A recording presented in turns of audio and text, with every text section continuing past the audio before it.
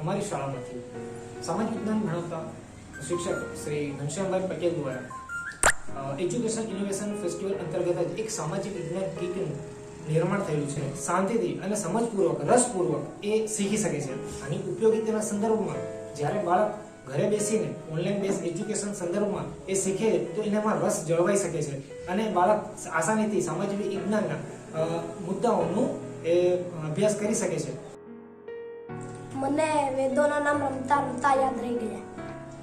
હરેક વંશ અનંત વંશ સુધીના રાજ્યોની મને પઝલ રમવાની ખૂબ મજા આવી અને રાજ્યોના નામ પણ ફરતેથી યાદ રહી ગયા. પઝલ રમી અને મને રાજાઓના નામ પણ યાદ રહી ગયા.